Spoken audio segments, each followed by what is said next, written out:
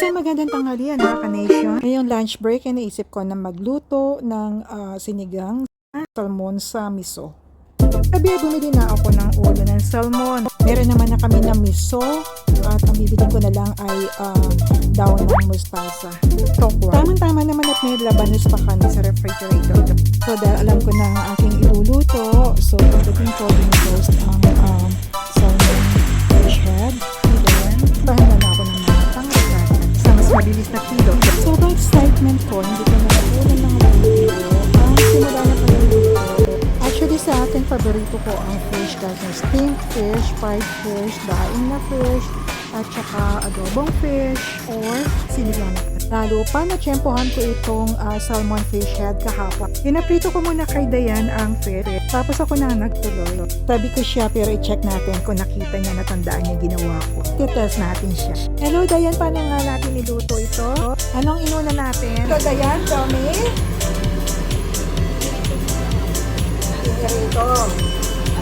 Pinirito ang salmon sa mantika, olive oil, tapos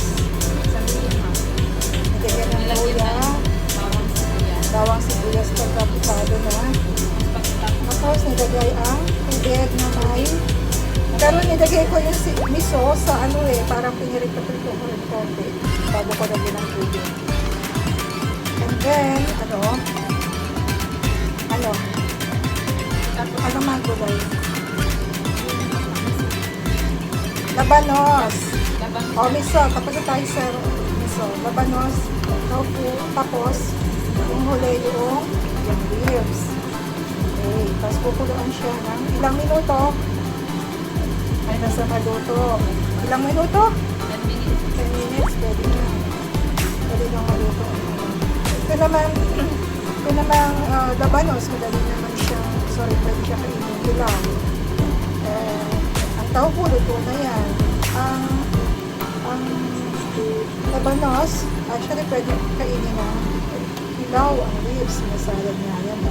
Tapos, itong salmon, actually, nakakain ko siya ng dilaw. Pero, dito natin. Tikman na natin. Tikman na natin.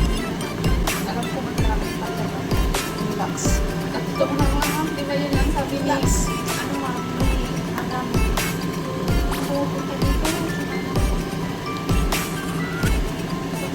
Madam Emma.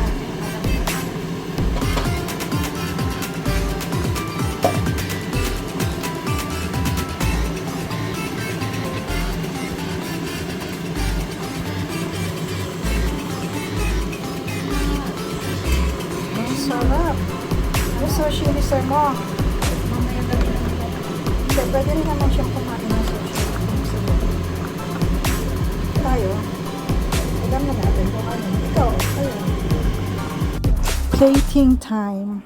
Kain na po tayo. Tsak na mapaparami na naman ang kain natin dito.